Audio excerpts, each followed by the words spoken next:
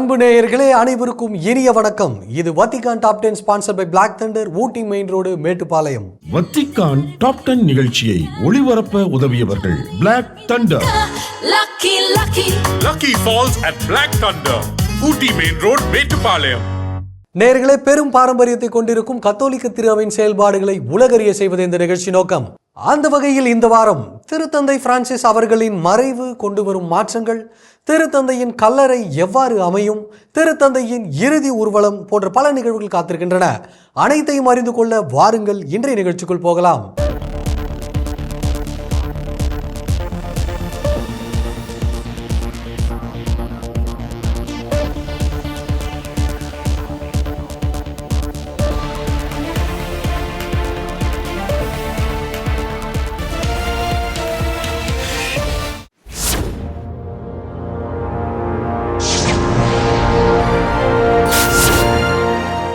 திருத்தந்தை பிரான்சிஸ் அவர்களின் மறைவை தொடர்ந்து வத்திக்கானில் முதல் கட்டமாக நிகழ்ந்தவற்றை இன்றைய நிகழ்ச்சியின் முதல் பகுதியாக காண்போம்.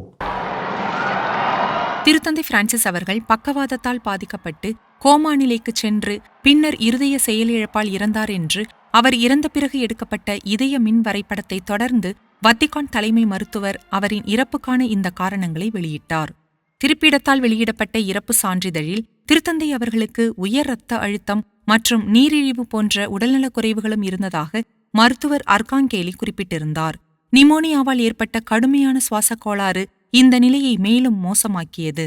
அதற்காகத்தான் பிப்ரவரி மாதத்தில் ரோம் நகரின் ஜெமிலி மருத்துவமனையில் திருத்தந்தை அவர்கள் சிகிச்சை பெற்றார். உறுதிப்படுத்தும் சடங்கு மூலமாக திருத்தந்தையின் இறப்பை உறுதிப்படுத்துவது முதல் படியாகும். இந்த சடங்கு ஏப்ரல் 21ஆம் நாள் இரவு 8 மணிக்கு நடைபெற்றது. 1 மணி நேரத்திற்குள்ளாக நடைபெற்ற இந்த சடங்கில் கர்தினால் கமெர்லெங்கோ கெவின் ஃபரெல் அவர்கள் தலைமை தாங்கினார். நெறிமுறைகளின்படி இந்த புனிதமான சடங்கு முறையில் மருத்துவர்கள், திருத்தந்தையின் குடும்பத்தினர்கள் அல்லது நெருங்கிய உதவியாளர்களும் இடம்பெறுவர். அதிகாரப்பூர்வ இறப்புச் சான்றிதழ் வழங்கப்பட்டவுடன் உடல் சவப்பெட்டியில் வைக்கப்படும். அதன்பின் அவ்வுடல் பேராலயத்திற்கு கொண்டு செல்வதற்கு முன்பதாக இறைமக்கள் அஞ்சலிக்காக தனிப்பட்ட இடத்தில் வைக்கப்படும். இம்முறை திருத்தந்தை அவர்களின் வேண்டுகோளின்படி முந்தைய திருத்தந்தையர்களைப் போல் அல்லாமல் இந்நிகழ்வுகள் அவர் 12 ஆண்டுகளாக வசித்து வந்த காசா சாந்தா மார்த்தாவில் நடைபெற்றது. வழக்கமாக இது அப்போஸ்தலிக்க அரண்மனையில் நடைபெறும் என்பது குறிப்பிடத்தக்கது.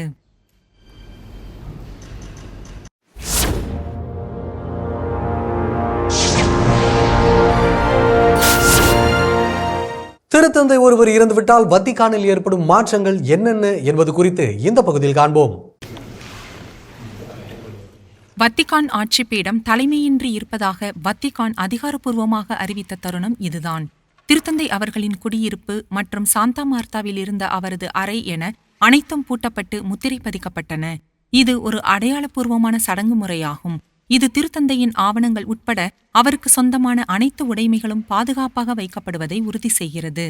அச்சமயம் கர்தினால் பியத்ரோ பரோலின் அவர்களும் மாநில செயலகத்தின் பதிலாளி பேராயர் எட்கர் பெனா அவர்களும் திருத்தந்தை ஒருவரின் இறப்பு அல்லது பதவி விலகலுக்கும் அடுத்த திருத்தந்தையை தேர்ந்தெடுக்கும் வரையிலான காலத்திற்கும் இடையில் திருப்பீடத்தின் நிர்வாகத்தின் மேற்பார்வைக்காக திருத்தந்தையால் நியமிக்கப்பட்ட கர்தினால் கெவின் ஃபரெல் அவர்களும் உடனிருந்தனர். ஆட்சிப்பீடம் காலியாக இருக்கும் இந்த காலகட்டத்தில் பொறுப்பை சுமப்பவர் அவர்தான். திருத்தந்தையின் மரணத்திற்கு பிறகு முடிவடையாத சில பதவிகளில் இதுவும் ஒன்றாகும். புதிய திருத்தந்தை தேர்ந்தெடுக்கப்படும் வரை திருப்பீடத்தின் சொத்துக்களை நிர்வகிப்பது கர்தினால் கெவின் ஃபரெல் கமெர்லெங்கோ என்றழைக்கப்படும், அதாவது கர்தினால் கெவின் ஃபரெல் அவர்களின் பணியாகும். அயர்லாந்தில் பிறந்த கர்தினால் கெவின் ஃபரெல் அவர்கள் நேரடியாக திருத்தந்தை பிரான்சிஸ் அவர்களால் தேர்ந்தெடுக்கப்பட்டார். 2019 அவர் நியமிக்கப்பட்டார். நான் என்ன சொல்ல முடியும்? உண்மையை சொல்வதானால் நான் இதுபோல் ஒன்றை எப்போதும் நினைத்ததே இல்லை. இப்பொறுப்பில் என்ன செய்ய வேண்டும் என்ற விவரங்கள் கூட எனக்கு உண்மையில் தெரியாது என்பதை நான் ஒப்புக்கொள்கிறேன். ஆனால் எனக்கு பயிற்சி அளித்து நான் என்ன செய்ய வேண்டும் என்று சரியாக சொல்ல யாராவது இருப்பார்கள் என்று நான் நம்புகிறேன். இதுவரை கர்தினால் கெவின் ஃபரெல் அவர்கள் பொது நிலையினர், குடும்பம் மற்றும் வாழ்க்கைக்கான திருப்பீட அவையின் தலைவராக இருந்தார். இப்போது சட்டப்பூர்வமாக வத்திக்கான் நகர அரசின் தலைவராவார்.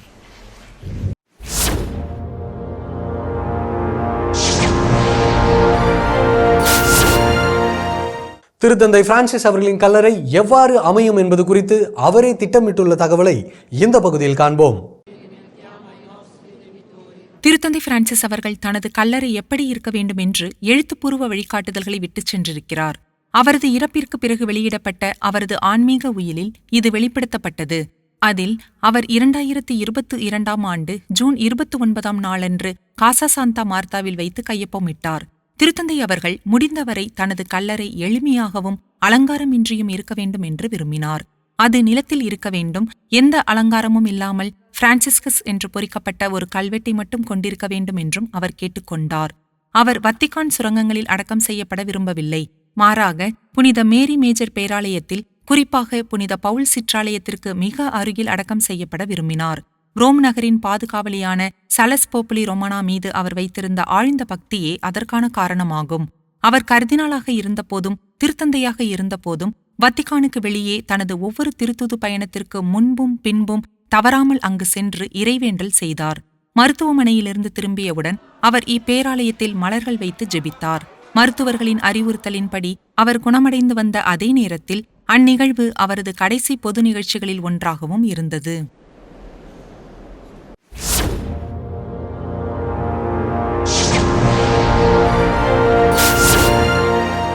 மறைந்த திருத்தந்தை அவர்களின் பூவுடல் எங்கு வைக்கப்பட்டது என்பது குறித்த தகவலை இந்த பகுதியில் காண்போம். திருத்தந்தை பிரான்சிஸ் அவர்களின் மறைவு அவர் 12 ஆண்டு காலம் தங்கியிருந்த காசா சாந்தா மார்த்தா இல்லத்திற்கு பிரியாவிடை அளித்திருக்கிறது. அவர் மரித்து 2 நாட்களுக்கு பிறகு கர்தினால் கமெர்லெங்கோ இடமாற்ற சடங்கு என்று அழைக்கப்படும் நிகழ்வுக்கு தலைமை தாங்கினார். கர்தினால்கள் மற்றும் பிற உதவியாளர்களோடு திருத்தந்தையின் உடல் வைக்கப்பட்ட பெட்டி காசா சாந்தா மார்த்தாவிலிருந்து ஊர்வலமாக புறப்பட்டது. திருத்தந்தை பிரான்சிஸ் அவர்களின் முக்கியமான தருணங்கள் நிகழ்ந்த புனித பேதுரு சதுக்கத்தின் வழியாக ஊர்வலம் சென்றது. அவரை இறுதியாக ஒருமுறை காண ஆயிரக்கணக்கான இறைமக்கள் அங்கு காத்திருந்தனர். பக்தியோடும் பெருமதிப்புடனும் திருத்தந்தையின் உடல் புனித பேதுரு பேராலயத்திற்குள் கடைசி முறையாக கொண்டு செல்லப்பட்டது.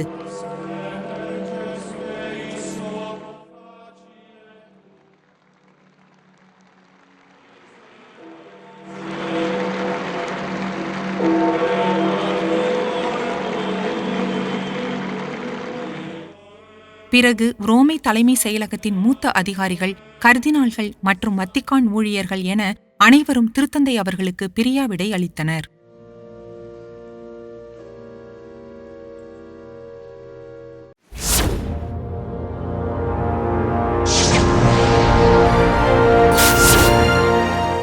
திருத்தந்தை ஒருவர் இறந்துவிட்டால் அதைத் தொடர்ந்து வத்திக்கானில் நடக்கும் நிகழ்வுகள் குறித்து இந்த பகுதியில் காண்போம். மறைந்த திருத்தந்தையின் இறுதி சடங்குகள் நடக்க வேண்டிய நாளை முடிவு செய்ய கர்தினால்களின் குழு கூட்டப்பட வேண்டும் என்ற நெறிமுறையின் அடிப்படையில் ஏப்ரல் 26 நாள் சனிக்கிழமை தேர்ந்தெடுக்கப்பட்டது. புதன்கிழமை காலை 9 மணிக்கு திருத்தந்தையின் உடல் புனித பேதுரு பேராலயத்திற்கு மாற்றப்படும் என்றும் அக்குழு உறுதிப்படுத்தியது.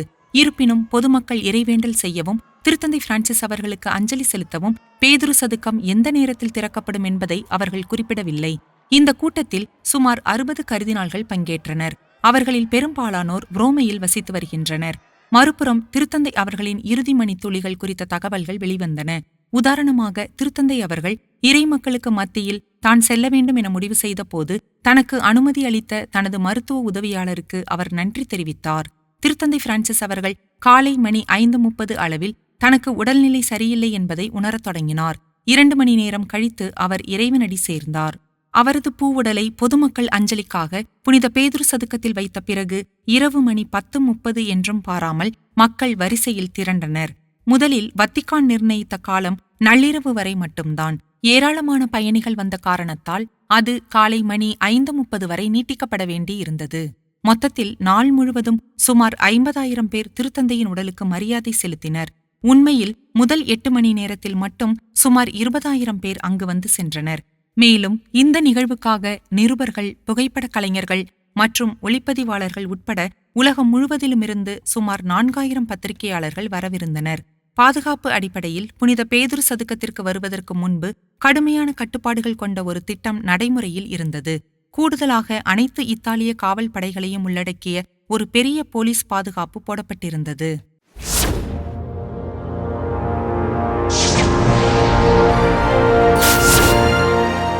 கடந்த 3 திருத்தந்தையர்களோடு பணியாற்றிய அருட்தந்தை ஃபெட்ரிகோ லம்பாடி அவர்கள் குறித்து இந்த பகுதியில் காண்போம். அருட்தந்தை ஃபெட்ரிகோ லம்பாடி அவர்கள் வத்திக்கான் தகவல் தொடர்புகளில் எண்ணற்ற ஆண்டுகள் பணியாற்றியிருக்கிறார். முன்பதாக அவர் 6 ஆண்டுகள் வத்திக்கான் வானொலியின் தலைவராக பணியாற்றினார். திருத்தந்தை 2ஆம் ஜான் பால் மற்றும் திருத்தந்தை 16ஆம் பெனடிக்ட் ஆகியோருடன் நெருங்கிய உறவை வளர்த்துக் கொண்டார். பின்னர் திருத்தந்தை பெனடிக்ட் அவர்கள் அவரை திருப்பிடத்தின் செய்தி அலுவலக இயக்குநராக 2006ஆம் ஆண்டு நியமித்தார். அங்கு அவர் 10 ஆண்டுகள் பணியாற்றினார். திருத்தந்தை பிரான்சிஸ் அவர்களோடு அவர் நெருக்கமாக இருந்தார். வயது காரணமாக 2016ஆம் ஆண்டு அருட்தந்தை லம்பார்டி அவர்களின் பதவி விலகலை ஏற்றுக்கொண்ட திருத்தந்தை பிரான்சிஸ் அவர்களோடு தான் கழித்த காலத்தை நினைவு கூர்ந்தார். திருத்தந்தை பிரான்சிஸ் அவர்களோடு பணியாற்றியது ஒரு வித்தியாசமான அனுபவம் என்று அவர் குறிப்பிட்டார். தனிப்பட்ட உறவுகளை பேணுவதில் திருத்தந்தை பிரான்சிஸ் அவர்கள் கவனம் செலுத்தியது உண்மையில் அவரது திருத்தந்தை பணிவாழ்வின் ஒரு அடையாளமாக இருந்தது. அருட்தந்தை லம்பார்டி அவர்கள் போன்ற அவரது நெருங்கிய உடனுழைப்பாளர்களுடனான அவரது உறவுகள் மூலம் அவரது மரபுரிமை வாழ்கிறது.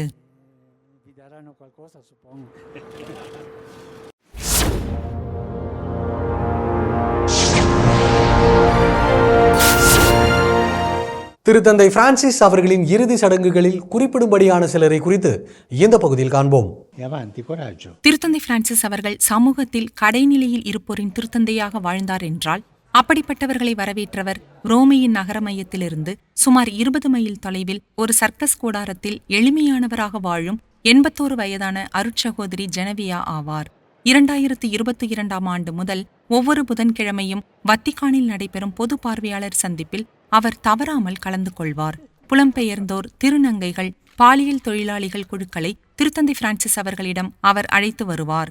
கடந்த கோடை காலத்தின் ஒரு சந்தர்ப்பத்தில் திருத்தந்தை பிரான்சிஸ் அவர்கள் அருட்சகோதரி ஜெனவியா அவர்கள் சேவையாற்றும் இடமான அந்த பொழுதுபோக்கு பூங்காவிற்கு சென்று அவரை பார்த்தார். 9 மாதங்கள் கழித்து திருத்தந்தை பிரான்சிஸ் அவர்களின் பூவுடல் புனித பேதுரு பேராலயத்திற்கு கொண்டுவரப்பட்ட போது கர்தினால்கள் மற்றும் சுவிஸ் காவலர்களுக்கு மத்தியில் அருட்சகோதரி ஜெனவியா அவர்களும் அங்கு நின்றிருந்தார். வழக்கம் போல அவர் ஒரு மூலையில் மறைவாக நின்று இருந்தார். தோளில் ஒரு பையை வைத்துக்கொண்டு தனது துறவர சபையின் நீல நிற உடையை அணிந்திருந்த அவரால் கண்ணீரை அடக்க முடியவில்லை. அங்கு அவர் 7 நிமிடங்கள் நின்று இறைவேண்டல் செய்தார். அருட்சகோதரி ஜெனவியா அவர்கள் திருத்தந்தை அவர்களுக்காக இறைவேண்டல் செய்ததோடு தனது அன்பான நண்பருக்கு பிரியாவிடையும் கூறினார் என்பது குறிப்பிடத்தக்கது. முன்பு கலாபிரியாவிலும் தற்போது ரோமையின் சுற்றுப்புறத்தில் வசிப்பவருமான கார்மெலா மன்கூசோ என்பவர் மஞ்சள் பூக்களின் பெண் என்று அழைக்கப்படுகிறார். திருத்தந்தை பிரான்சிஸ் அவர்களுக்கு மஞ்சள் பூக்களை கொண்டு வருவது அவருடைய வழக்கம். நான் திருத்தந்தையிடம் சென்று பூக்களை கொடுத்தேன். பிறகு என் நண்பர்கள், என் குடும்பத்தினர் மற்றும் உலக மக்களின் வாழ்த்துக்களை தெரிவித்தேன். விரைவில் குணமடையுங்கள் என்று சொன்னேன். நான் அவரது கரங்களுக்கு முத்தமிட்டேன். நேற்று போலவே இன்றும் அவர் எனக்கு ஒரு ஜெபமாலையை கொடுத்தார். நேற்று இரவு அவர் கொடுத்த ஜெபமாலை வேறு நிறம் கொண்டது. இன்றைக்கு அவர் கொடுத்தது சிவப்பு நிறம். திருத்தந்தை பிரான்சிஸ் அவர்கள் மருத்துவமனையிலிருந்து திரும்பியதும் இவரை அவர் அடையாளம் கண்டு கொண்டார். உண்மையில் அன்று அவர் பேசிய 12 வார்த்தைகள் இந்த பெண்மணிக்காக மட்டுமே. எல்லோருக்கும் நன்றி. மஞ்சள் பூக்களோடு வந்திருக்கும் இந்த பெண்மணியை நான் பார்க்கிறேன். அவர் நல்லவர் என்பதே அன்று திருத்தந்தை அவர்கள் கூறிய வார்த்தைகள். இப்போது கார்மெலா அவர்களும் திருத்தந்தை அவர்களுக்கு பிரியாவிடை அளிக்க விரும்பி எப்போதும் போல தனது மஞ்சள் பூக்களோடு புனித பேதுரு பேராலயத்திற்கு வந்தது நெகிழ்வான தருணமாகும். திருத்தந்தை பிரான்சிஸ் அவர்களின் பூவுடல் பொதுமக்கள் அஞ்சலிக்காக வைக்கப்பட்டதிலிருந்து அவருக்கு பிரியாவிடை அளிக்க மக்கள் புனித பேதுரு பேராலய வளாகத்தில் வரிசையில் நின்றனர். பேராலயத்திற்குள்ளும் மக்கள் கூட்டத்தின் அமைதி நிலை நீடித்தது. அங்கிருந்தவர்களில் பலர் உலகின் பல்வேறு பகுதிகளிலிருந்து வந்திருந்தாலும் வெவ்வேறு மத நம்பிக்கைகளை கொண்டிருந்தாலும் திருத்தந்தை பிரான்சிஸ் அவர்களுக்கு பிரியாவிடை அளிக்கவும் அவரின் வாழ்க்கைக்கு மரியாதை செலுத்தவும் அமைதியில் காத்திருந்தது சிறந்த தருணமாக விளங்கியது. நீண்ட வரிசைகளிலும் கூட்டத்திலும் ஒருவருக்கொருவர் தோழமையை கடைபிடித்தார்கள்.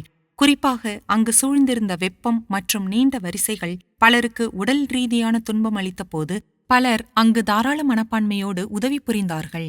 இவை அனைத்தையும் காணும் போது இந்த உலக பங்கு தந்தைக்கு பிரியாவிடை அளிக்க வந்திருந்த இறைமக்கள் அனைவரும் அவரின் பணிவையும் இரக்கத்தையும் தங்களோடு எடுத்து சென்றதாகவே தோன்றுகிறது.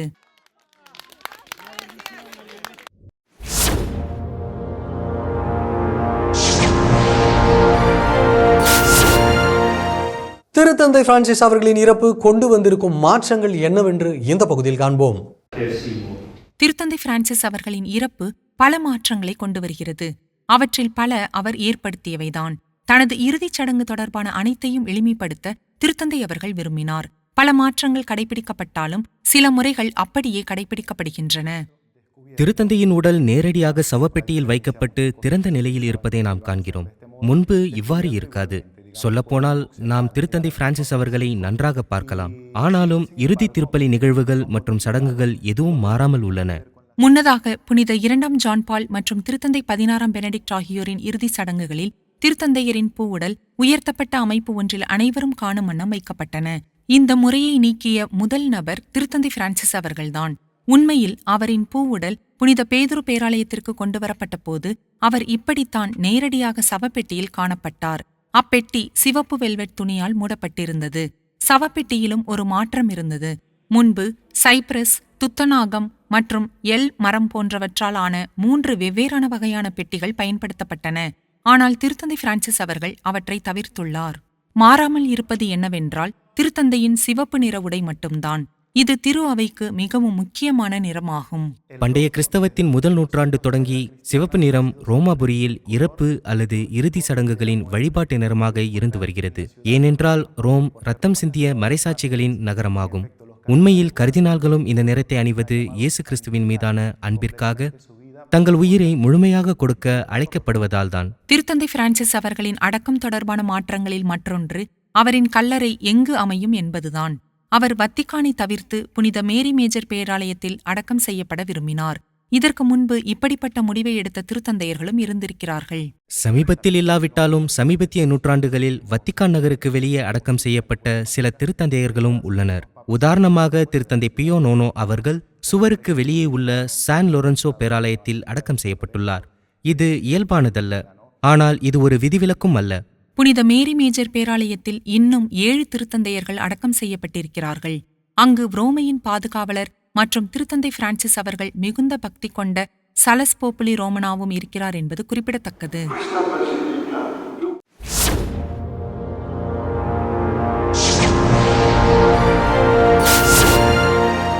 திருத்தந்தை பிரான்சிஸ் அவர்களின் இறுதி நிகழ்வுகளில் பங்கேற்றவர்கள் யார் யார் என்பதை குறித்து இந்த பகுதியில் காண்போம். Fructus ventris tui, Iesus.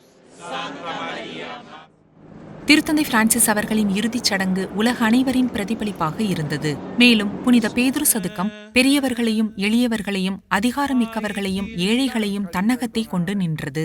மிகவும் உணர்ச்சிகரமான தருணங்களில் ஒன்று திருத்தந்தை அவர்கள் வைக்கப்பட்டிருந்த பெட்டி பேராலயத்திலிருந்து வெளியே வந்தபோது நிகழ்ந்தது.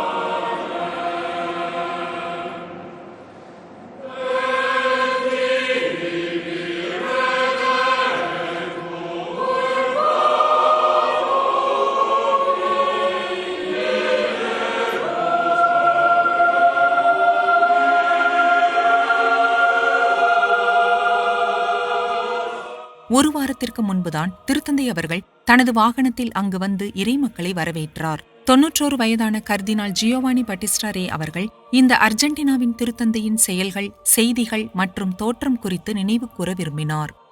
அவர் மக்களின் திருத்தந்தையாக இருந்தார். அனைவரிடமும் திறந்த மனதோடு பழகினார். அவர் சமூகத்தில் புதிதாக உருவாகும் அனைத்தையும், பரிசுத்த ஆவியானவர் திரு அவைக்குள் தூண்டும் அனைத்தையும் கவனிக்கும் ஒரு திருத்தந்தையாகவும் இருந்தார். e da quanto lo Spirito Santo suscitava nella Chiesa. ஏழைகள், குறிப்பாக அகதிகள் மீதான திருத்தந்தை பிரான்சிஸ் அவர்களின் அர்ப்பணிப்பை இந்த இத்தாலிய கர்தினால் கவனிக்க தவறவில்லை. அவர் பேசும்போது இறைமக்கள் கைத்தட்டி தங்களது பாராட்டுகளை தெரிவித்தார்கள். திருத்தந்தையின் அமைதிக்கான அர்ப்பணிப்பை பற்றி அவர் பேசிய போதும் கைத்தட்டல்கள் எழுந்தன. தேர்வுகளை காணவும், அமைதிக்காகவும், நியாயத்திற்காகவும், நேர்மையான பேச்சுவார்த்தைக்காகவும் திருத்தந்தை பிரான்சிஸ் அவர்கள் அயராது குரல் எழுப்பினார்.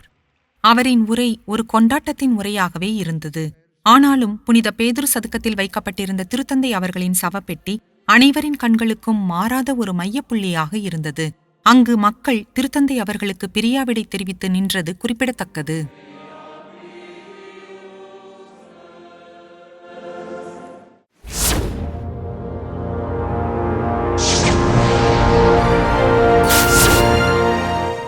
திருத்தந்தை பிரான்சிஸ் அவர்களின் இறுதி ஊர்வலம் எவ்வாறு நிகழ்ந்தது என்பதை குறித்து இந்த பகுதியில் காண்போம்.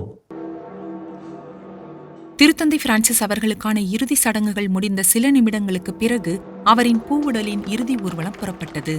அது வத்திக்கானின் பக்கவாட்டு நுழைவாயிலான பெருகினோவிலிருந்து புறப்பட்டது. பின்னர் அவ்வூர்வலம் ரோமையின் மிகவும் பிரபலமான சில இடங்களை கடந்து சென்றது. ஊர்வலத்தின் காட்சிகள் அனைவரின் மனதிலும் பதிந்தது. புனித மேரி மேஜர் பேராலயத்தின் நுழைவாயிலில் ஏழைகளும் அல்லது திருத்தந்தை கூறியது போல் தூக்கி எறியும் கலாச்சாரத்தில் பாதிக்கப்பட்டவர்களும் கூடியிருந்தனர். கைத்தட்டல்களுக்கு மத்தியில் திருத்தந்தையின் பூவுடல் பேராலயத்திற்குள் நுழைந்தது. திருத்தந்தை பிரான்சிஸ் அவர்கள் இந்த பேராலயத்திற்குள் நுழையும் கடைசி முறை இதுதான்.